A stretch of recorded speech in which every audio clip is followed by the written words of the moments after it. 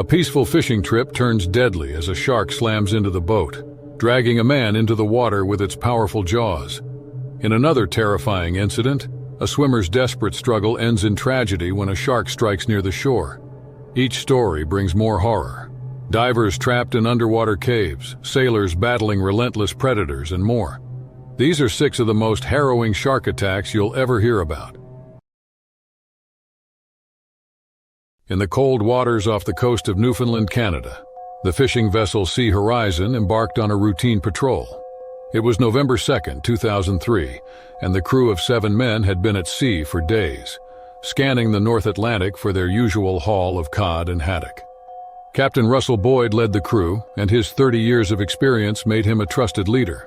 Alongside him were his trusted first mate, Nathan Briggs, and other sailors, including Aidan Mercer, the ship's mechanic, and Derek Horn, a younger deckhand eager to learn the ropes.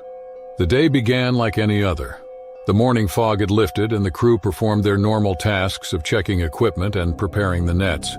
The sea was calm and the radio was filled with routine chatter from nearby fishing boats reporting their catches. Around noon, something caught Aidan's eye as he looked over the water. Deep beneath the waves, a shadow seemed to move unusually fast, then disappear. He initially shrugged it off, thinking it might be a school of fish. By mid-afternoon, the men gathered on deck as the boat drifted slowly, the crew scanning the waters for signs of fish to catch. Then Derek, using a pair of binoculars, noticed something peculiar in the distance. Not far from the boat, a dark mass seemed to be moving beneath the surface. It wasn't a school of fish. They could tell by how it moved in unison, but it seemed too large and slow for typical fish behavior. Curiosity overtook the crew. Captain Boyd instructed them to steer the vessel closer to the strange sight.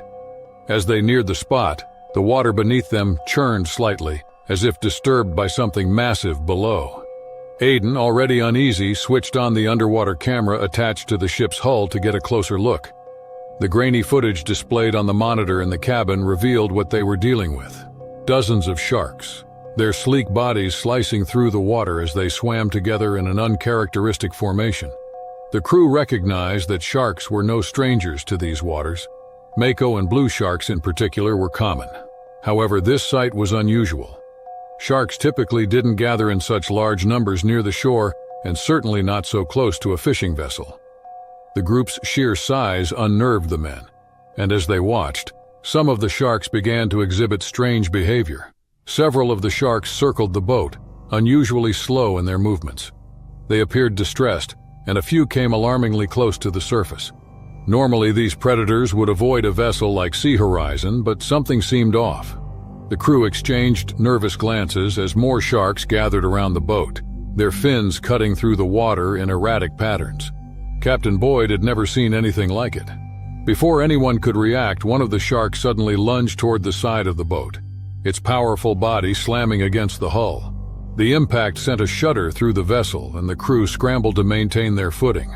A second shark followed suit, slamming into the boat violently that Aidan lost his balance and fell hard onto the deck. Panic spread among the men.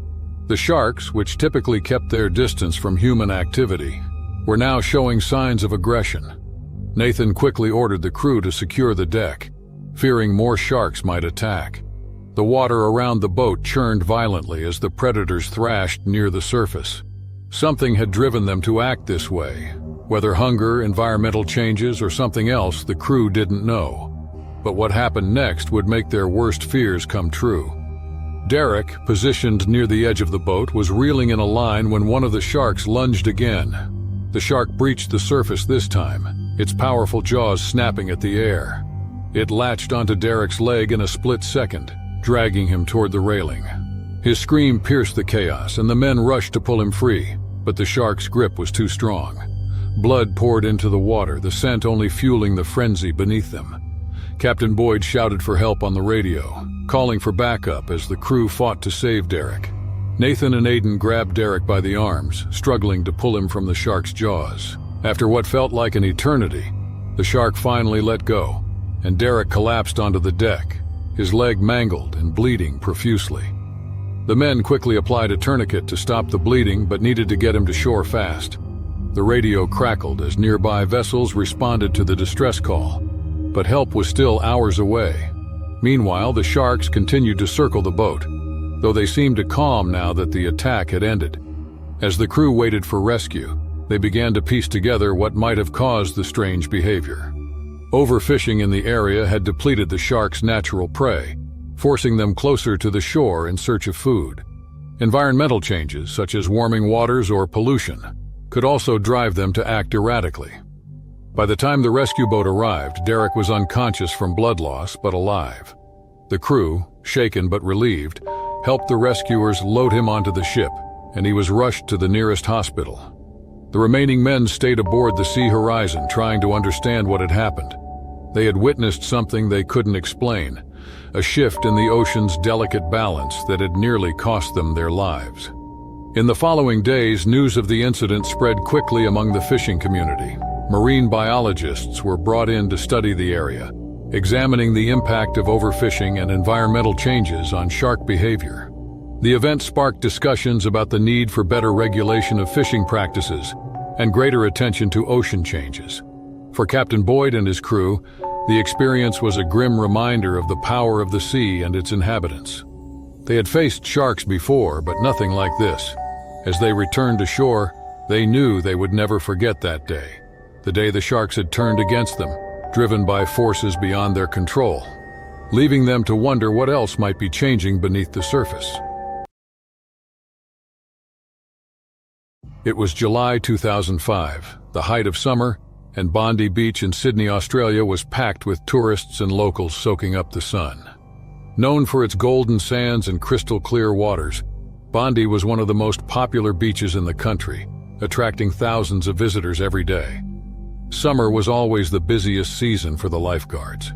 They were used to dealing with everything from rip currents to dehydration. But that year, something more dangerous was lurking beneath the surface. A team of seasoned lifeguards led by Aaron Lewis had been patrolling the beach for years. Alongside him were Mark Foster, a former competitive swimmer, and Emma Reed, one of the crew's youngest but most determined members. Lifeguarding was in their blood, and each day was filled with adrenaline and action. On July 14, 2005, the day began like any other. The morning was calm and the beach slowly filled with families and surfers. But something had been bothering Aaron for weeks. The frequency of shark sightings had increased noticeably. Sharks occasionally drifted by the beach, usually far from the swimming areas, and the lifeguards rarely had to intervene. But over the last month, lifeguards had spotted several sharks swimming closer to the shore than usual. At first, they didn't sound the alarm. Sharks were a natural part of the ocean, and these sightings were typically dismissed as routine. Most of the time, the sharks would move on without any incident. That summer, however, felt different. More sharks were seen near the shoreline, especially during the busiest hours when the beach was crowded. Aaron noticed the sharks weren't just passing through anymore. They were lingering, swimming in slow circles not far from the swimmers. He couldn't shake the feeling that something was off. One afternoon, tensions rose when a young boy screamed for help after something brushed against his leg while swimming. Mark, who was nearby, rushed in and pulled the boy from the water. At first, it seemed like a false alarm, but when Mark looked down, he saw blood trailing from the boy's calf. A shark had bitten him. It wasn't deep, but it was enough to confirm their worst fears. Sharks were now actively encountering swimmers at Bondi Beach. The beach was evacuated within minutes, and the lifeguards sounded the warning sirens. Panic rippled through the crowd as everyone rushed to safety. Aaron and the team jumped into action, scanning the waters and ensuring no one else was in danger. Later that day, they confirmed that it had been a reef shark. Reef sharks are typically not aggressive, but something had provoked them to attack this time. The following days were tense. The media caught wind of the attack, and Bondi Beach was suddenly in the spotlight. Journalists crowded the lifeguard towers, demanding answers. Aaron and his team found themselves dealing with an anxious public and trying to figure out why the sharks were coming so close to shore and behaving aggressively. Theories ranged from changing ocean temperatures to a natural increase in shark populations. But the lifeguards were convinced something else was behind the sudden attack surge. Then, just a week after the first incident, a second attack occurred. This time, an adult swimmer was pulled from the water with more serious injuries. Deep gashes on her thigh where a shark had clamped down and dragged her briefly underwater. She was rushed to the hospital and the beach was shut down for 2 days as authorities tried to assess the situation. Aaron met with marine experts to investigate the issue. They found that a recent surge in local fishing, particularly in the waters near Bondi, had disrupted the sharks' natural habitat. Overfishing had depleted the sharks' usual food sources, driving them closer to shore in search of prey. Hungry and agitated, the sharks encountered humans more frequently and behaved unpredictably. With this new understanding, Aaron and his team knew they had to act fast. They couldn't simply wait for the next attack. Working with marine biologists, they began implementing new safety measures to protect swimmers. Shark nets were checked and reinforced, and drones were deployed to monitor the waters from above. More importantly, the lifeguards launched a public education campaign to inform beachgoers about the increased shark activity and how to stay safe in the water. Signs were posted around the beach, warning people to stay out of the water during certain times of the day when sharks were most active. Emma, determined to keep the public informed, led workshops on beach safety, teaching swimmers how to avoid attracting sharks by staying away from deeper waters and avoiding flashy jewelry that could catch a shark's attention. Despite their efforts, fear still gripped the beach. Tourists hesitated to enter the water, and some locals avoided Bondi altogether. The lifeguards worked tirelessly, patrolling the beach more intensely than ever, but the uncertainty of when the next attack might happen weighed on them. Over the following months, shark sightings continued, but the lifeguards' new measures started to pay off. The drones allowed them to spot sharks before they got too close to swimmers, and the public education campaign helped reduce risky behavior in the water. Mark and Emma worked with local schools to raise awareness about the importance of protecting the marine ecosystem. They emphasized that the sharks weren't to blame. They were simply responding to the disruption of their natural environment. As summer ended, the attack stopped, and the sharks seemed to move further out to sea again. The lifeguards breathed a sigh of relief, but knew the problem wasn't truly solved. Aaron remained cautious, continuing to work with marine experts to track shark behavior and anticipate any future risks. Bondi Beach was ready by the time the next summer season rolled around. New safety protocols were in place, and lifeguards and beachgoers were more prepared than ever. The beach returned to its lively, vibrant self, but the lessons learned during that fateful summer of 2005 would never be forgotten. In the coastal town of Puerto Escondido, Mexico, fishing had been the lifeblood of the community for generations. It was August 2007, and Miguel Ramirez, a fisherman with over 30 years of experience, was preparing for another day on the water. Puerto Escondido, nestled along the Pacific Ocean, was known for its vibrant marine life, from tuna to marlin, and the occasional presence of sharks. Sharks had always been a natural part of the ecosystem here, and while encounters were rare, they were nothing Miguel and his fellow fishermen couldn't handle. That morning, the routine was familiar. Miguel loaded his boat with supplies and headed out with his crew. The sun had just risen, casting a soft glow over the water. As he worked, his thoughts were interrupted by troubling news that had rocked the small town a few days earlier. A beloved local man, Jorge Moreno, had been fatally attacked by a shark while swimming just off the coast. The incident had left the community reeling in grief and fear. Jorge wasn't just anyone. He was Miguel's childhood friend, who had grown up with him by the sea. The shock of the attack weighed heavily on Miguel, even as he tried to push through his daily tasks. The town's reaction was mixed. While some called for immediate action against the sharks, others, especially the fishermen, hesitated. Sharks had never been seen as a direct threat before, and many believed the attack was a tragic but isolated event. Miguel, however, couldn't shake the feeling that something had changed in the waters they depended on for their livelihood. It wasn't just the attack on Jorge. It was the fact that, in recent months, there had been more frequent shark sightings closer to shore than ever before. The sharks seemed more aggressive. Some had even been spotted circling fishing boats. Determined to prevent another tragedy, Miguel did something he had never done before. He sought scientists' help. He contacted Dr. Sofia Vega, a marine biologist recently moving to Puerto Escondido to study shark populations.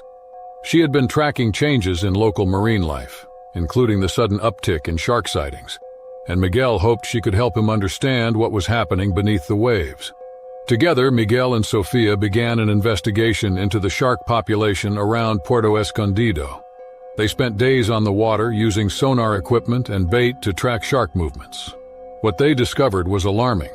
The sharks, primarily species like hammerheads and reef sharks, had altered their hunting patterns. They were now coming closer to shore and in greater numbers. Sofia's research revealed that this shift was likely due to sea temperature changes and prey availability. Warmer waters had driven many fish species deeper into the ocean, forcing sharks to move closer to land in search of food. Overfishing in the area had further depleted the sharks' usual prey, leaving them hungrier and more aggressive. For Miguel, this was hard to accept. He had grown up understanding the balance of the sea, trusting that nature would take care of itself. But now, faced with how human activity had disrupted that balance, he felt a deep sense of responsibility. As a fisherman, he had unknowingly played a part in the depletion of the ocean's resources. Jorge's death weighed even heavier on his conscience. Sofia urged Miguel to share their findings with the community. Together, they organized a town meeting where Sofia presented the scientific data and explained how overfishing and rising sea temperatures drove the sharks closer to shore. She emphasized that the solution wasn't to fear or hunt the sharks, but to implement changes that would protect the people and the marine life the town depended on. Miguel stood alongside her, nervous but determined to speak. He knew many of the fishermen would be skeptical. They had lived off these waters for generations, and reducing their fishing quotas or changing their practices would likely be met with resistance. But Miguel's connection to Jorge's death gave him the courage to face the crowd. He spoke from the heart, explaining how they could no longer ignore the changes happening in the ocean. If they didn't act now, more lives could be lost, and their way of life could be permanently damaged.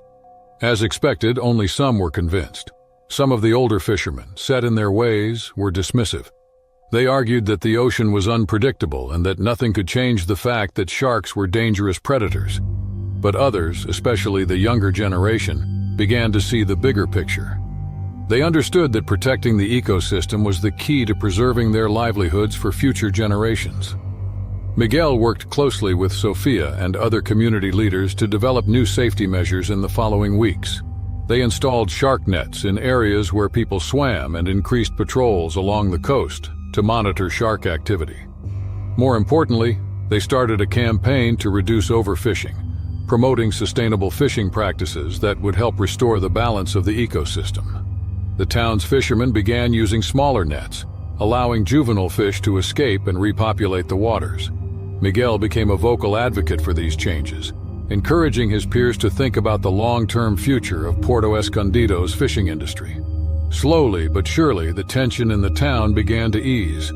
Shark sightings became less frequent, and no further attacks occurred. The relationship between the fishermen and the sharks evolved, from one of fear and conflict to one of mutual respect. Miguel found himself transformed by the experience. He had gone from being a man of the sea focused only on his catch, to someone who understood the delicate balance between humans and the natural world. Jorge's death remained a painful memory for the town, but it also served as a turning point. Puerto Escondido had faced a crisis, and instead of reacting with fear or violence, they had come together to find a solution. Miguel, once just a fisherman, had become a leader in his community, helping restore balance to the waters that sustained them all. By the end of the year, Puerto Escondido was back to its normal rhythm. The fishermen continued their work, but with a new sense of purpose and caution. The sharks, still present in the waters, were no longer seen as enemies, but as fellow ocean inhabitants. And standing on the shore one quiet evening, Miguel knew that he had done the right thing for his friend, his town, and the future of the sea he loved. On December 14, 2001, 5 friends set sail on an Ocean Spirit yacht from Cape Town, South Africa. It was supposed to be a celebration, years of hard work culminating in their recent university graduation. The group, Ethan Bradley, Lisa Jacobs, Cameron Ross, Jenna Miller, and Daniel Knight, had known each other since their first year of studies. The trip had been planned for months, a week-long adventure along South Africa's coastline, where the vast Atlantic Ocean meets the rugged shoreline. The day had begun peacefully, with the group laughing, sharing drinks, and enjoying the open sea. But by mid-afternoon, the weather shifted. A storm began to brew on the horizon, far more intense than the forecast predicted. The group noticed dark clouds forming quickly, and the once calm waters started to churn. Ethan, who had some sailing experience, tried to steer the yacht away from the storm's path, but it was too late. The winds picked up speed and the ocean transformed into a violent force. Within minutes, the storm engulfed the yacht. Waves pounded the vessel and visibility dropped as rain and wind battered them from all sides. The boat rocked uncontrollably, its sails torn by the gale-force winds. Panic set in as the group struggled to stay on their feet, clinging to the railings as the boat tilted dangerously. Ethan shouted instructions, but the storm's chaos drowned out his voice. Suddenly, a massive wave slammed into the side of the yacht, lifting it into the air before slamming it back down. The impact was too much for the vessel to withstand. The boat capsized, throwing the group into the dark, icy waters of the Atlantic. Disoriented and terrified, they surfaced one by one, fighting against the current and debris. The ocean spirit was gone, swallowed by the ocean, leaving the 5 friends alone in shark-prone waters. South Africa's coastline, especially around Cape Town, is home to many shark species, including great white sharks. Though shark attacks are rare, the knowledge of their presence added a new layer of fear to the already dire situation. Gathering near a piece of wreckage, Ethan tried to keep everyone calm. The group clung to the overturned hull of the yacht, which now served as a makeshift raft. But the storm raged on, pushing them farther to sea, away from the coast. Nightfall approached, and with it came the chilling reality. They were stranded, with no way to signal for help. As the hours dragged on, the physical and emotional toll became unbearable. Jenna, the smallest of the group, was already shivering uncontrollably from the cold. Cameron and Lisa watched, scanning the water for signs of danger, knowing the risks lurking below. They had no supplies, no food, and no fresh water. Every splash or ripple in the water sent waves of anxiety through the group, their minds filled with the possibility of sharks circling below. Sometime during the night, they spotted something in the distance, a fin, just barely breaking the surface. It was impossible to tell how close the shark was, but its presence sent fear through them all. Daniel, the most logical of the group, tried to reassure the others that sharks typically don't attack unless provoked. But knowing the waters they were infamously home to, one of the largest populations of great whites, made it hard to believe anything could guarantee their safety. The storm had passed by morning, but their situation was even more precarious. The sun rose, beating down on them, but the group was still afloat with no sign of rescue. They had been pushed far off course, their bodies aching from the cold and the strain of clinging to the wreckage. Dehydration set in, making it harder to think clearly, and the salt water stung their eyes and skin. Lisa, trying to remain positive, suggested they attempt to build a more stable raft from the debris, using whatever pieces of the yacht remained. Working together, they tied fragments of the boat with strips of sail, creating a larger platform on which to rest. It wasn't much, but it allowed them a brief moment of relief from the water. But as the hours ticked by, tension grew. Seeing more fins in the water brought their fears back to the surface. Cameron spotted another shark swimming dangerously close, and this time it seemed curious, lingering longer than before. They huddled together, trying to remain as still as possible. The shark brushed against the raft, causing panic to rise once more. Ethan, trying to stay calm, reminded them not to make sudden movements. They had to keep their fear in check if they were going to survive. As the day wore on, their strength waned. The lack of water and food began to affect their thinking. Jenna, dehydrated and exhausted, could barely keep her eyes open. Daniel, too, was losing focus, his usual logical demeanor slipping away as the reality of their situation set in. The constant threat of sharks, dehydration, and the unrelenting sun weighed heavily on their minds. By the second night, they had lost hope. But then, just before dawn, a distant sound broke the silence. The faint hum of an engine. They strained to listen, and sure enough, a rescue boat was approaching. A passing vessel had spotted the wreckage and reported it to the Coast Guard. Relief flooded them as the rescue team pulled them from the water, their ordeal finally over. For Ethan, Lisa, Cameron, Jenna, and Daniel, the memory of those terrifying hours adrift in shark-infested waters would stay with them for the rest of their lives. They had survived, but they had seen firsthand how quickly the ocean could turn from a place of celebration to one of terror. In September 2002, a marine construction team was working off the coast of Durban, South Africa, tasked with installing a new underwater pipeline for a large shipping company. The project was meant to improve fuel supply efficiency for the growing port, a vital part of South Africa's economy. The site was near Aliwal Shoal, a well-known shark habitat home to various species, including ragged-toothed sharks, tiger sharks, and blacktips. Despite the predator's known presence, the company assured the workers that strict safety protocols and environmental assessments had been conducted before operations began. The team, led by Foreman Luke Daniels, consisted of experienced divers and engineers. Alongside Luke were Scott Harris, a veteran diver with more than a decade of experience in marine construction, and Claire Reynolds, a skilled underwater welder. Like many others, that day began with routine equipment checks and a briefing about tasks. The divers were instructed to move debris that had settled on the ocean floor, preparing the site for the pipeline.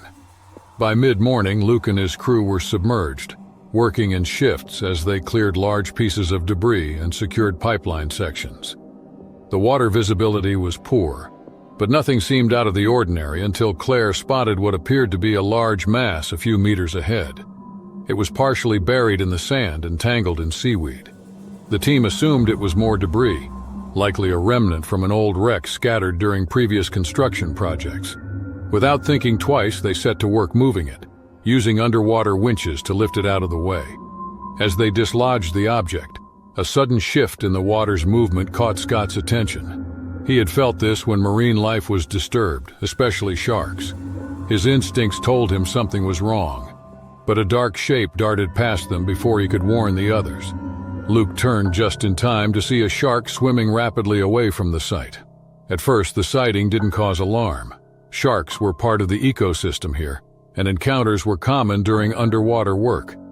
The team continued clearing the area, but Scott remained uneasy. He knew how territorial sharks could be, especially if they felt threatened, and it wasn't long before his concerns proved right. Just as Luke inspected one of the pipeline's joints, another shark appeared, this time much closer. It circled him, its movement slow and deliberate.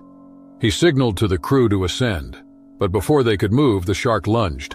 In a split second, it clamped down on Luke's leg, dragging him violently through the water. Panic erupted as the crew tried to respond, with Scott grabbing his underwater knife and slashing at the shark to make it release its hold. Blood filled the water as the shark finally let go, swimming away into the murky depths. The team rushed to the surface, pulling Luke into the boat. His leg was severely injured, the bite deep and bleeding heavily. Claire radioed for help, and a medical helicopter was dispatched within minutes. They stabilized Luke, but his injuries were critical, and he was airlifted to the nearest hospital. The team was left shaken and confused. What had caused the normally cautious sharks to become so aggressive? Work on the pipeline was immediately halted, and the company brought in marine experts to assess the situation. The team's investigation revealed a disturbing truth. The mass they had moved earlier wasn't debris.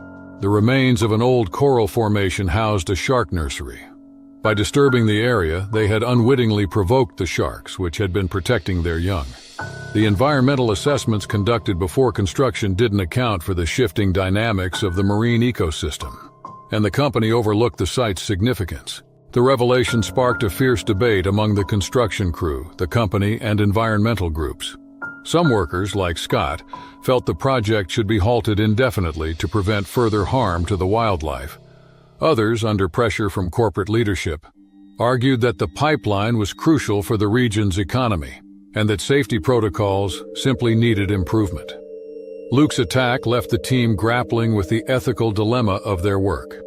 They had come to build, to progress, but at what cost? The company's executives downplayed the incident, eager to push forward with the project, citing the importance of economic growth.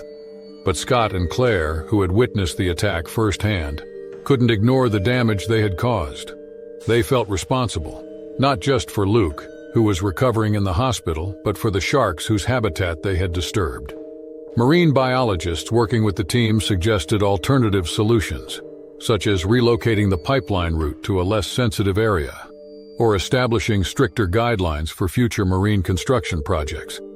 They explained that while sharks are often seen as dangerous predators, they play a critical role in maintaining the balance of the ecosystem.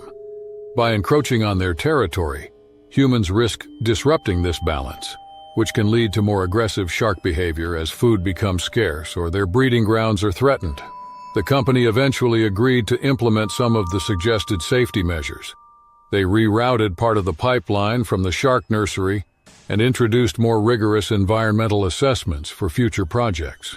Additionally, they began working with marine experts to monitor shark activity near construction sites, ensuring that any changes in behavior would be quickly addressed to prevent further accidents. By the end of 2002, the pipeline was successfully installed, but the lessons learned would stay with the team for years. The attack forced them to confront their role in the ecosystem, and they emerged with a deeper understanding of the importance of protecting the waters they had once taken for granted. The scars from that day were more than just physical. They were a reminder of the responsibility of working in harmony with nature. In June 2009, Emma Collins, a seasoned free diver with years of experience, led a group of divers off the coast of Mozambique near the waters of Tofo Beach. Known for its rich marine life, the area recently attracted attention after discovering a new underwater cave system. This cave, nestled within the warm waters of the Indian Ocean, promised an unforgettable adventure, drawing Emma and her team deep into its winding passages. The region was also home to tiger sharks, imposing predators known for their unpredictable behavior, especially when curious. Emma had been diving for over a decade, and her expertise in navigating dangerous underwater environments made her a natural leader. Her team included Simon Blackwell, an oceanography student eager for his first deep dive, Maria Campos, a marine researcher who had worked with Emma on past expeditions, and Ben Foster, an experienced diver but relatively new to cave diving. The day started as planned, with a careful review of the equipment and a detailed discussion about the risks of cave diving, especially in waters known for large shark populations. As they entered the water, the sun was high in the sky, and the dive began smoothly. The cave entrance was about 40 meters below the surface, and the team moved efficiently, descending into the dark labyrinth beneath the waves. Inside the cave, the light dimmed, and the group switched on their torches, the beams illuminating the narrow passages ahead. The water was calm, and the deep silence comforted the divers, each focused on the exploration. They navigated through tight corridors and expansive chambers, marveling at the cave's intricate formations. Everything seemed to be going according to plan. Still, Emma's experience told her to stay alert. Deep cave dives were unpredictable, and any environmental shift could pose a serious threat. They had been underwater for nearly 30 minutes when they approached a larger chamber, and the water began to feel different, as if something was moving nearby. Emma noticed it first, a shadow shifting in the distance, too large and fast for a regular fish. She signaled to the others to stay close. Moments later, Simon, swimming ahead, stopped suddenly. His light revealed the unmistakable outline of a tiger shark, about 5 meters long, slowly circling the chamber. The shark's movements were measured, and the shark was curious but not immediately aggressive. Emma's heart raced as she gestured for the group to retreat. While often inquisitive, tiger sharks were known for their occasional outbursts of aggression, especially in confined spaces. As they turned to leave, another shark appeared larger and swimming closer to the group. Emma kept her composure, motioning for the divers to stay calm, but Simon's panic set in. His breathing quickened, and his movements became erratic, exactly the behavior that could provoke a shark. As they tried to make their way out of the chamber, one of the sharks darted forward. It brushed against Simon's side, and in a split second, its jaws clamped down on his leg. Simon's muffled scream echoed through the water, blood clouding the space around them. Emma rushed to help, her mind racing as she cut through the water toward Simon. Maria and Ben were frozen in shock, unsure of how to react. Emma reached Simon, pulling him away from the shark, but his leg was severely injured, blood trailing them as they moved. The sharks, now agitated, circled more aggressively. Emma knew they had to get out, fast. The cave system, once a place of awe, now felt like a death trap, the narrow passages amplifying the panic within the group. The sharks, drawn by the scent of blood, followed closely as Emma led the others through the tunnels, desperate to find the exit. Their air supplies were running low, and the constant threat of the sharks pushed them to move faster than they should have. As they ascended through the twisting paths, Emma struggled to keep Simon calm, his leg bleeding profusely. She felt the pressure mounting. Not only was time against them, but the confined space was disorienting. Every second mattered. They reached a point where the tunnel narrowed significantly, forcing them to squeeze through one by one. The sharks were still close, but thankfully the tight space kept them from getting too near. The ascent continued once they cleared the narrow tunnel, but Simon's condition worsened. His leg was losing too much blood, and his breathing was labored. Emma's only focus was getting her team to the surface, but with every kick she could feel her energy depleting. Maria helped stabilize Simon while Ben checked their air tanks, confirming they were running dangerously low. At last, they saw the light from the cave entrance ahead. Relief washed over them as they pushed toward the surface, their ascent faster than recommended but necessary. The team's relief was short-lived as they broke through the water's surface, gasping for air. The waiting crew immediately lifted Simon onto the boat, quickly applying pressure to his wound while calling for emergency medical assistance. The team's faces were pale, their breaths ragged as they pulled themselves onto the boat, each one processing the horror they had just survived. Simon was rushed to the hospital where doctors managed to save his leg, but the emotional toll on the group was undeniable. In the days that followed, Emma struggled with the trauma of the attack. She had always known the risks of diving, but leading her team into shark territory had brought her face to face with the fragility of human life in the ocean. Marine experts consulted after the attack confirmed that the team had likely disturbed a hunting ground for the tiger sharks, who were more protective and territorial than usual. The incident sparked discussions within the diving community about safety protocols, especially when exploring unknown territories that could overlap with dangerous wildlife. The experience had been a nightmare for Emma, but also reinforced her respect for the ocean's unpredictable power. She had guided her team to safety, but the attack left scars, both physical and emotional, that would stay with her forever. Simon eventually recovered, but the memory of the shark's sudden aggression haunted him, forcing him to reconsider his future as a diver. As for Emma, she returned to the water, more cautious than ever, but determined not to let fear stop her from exploring the depths she had always loved.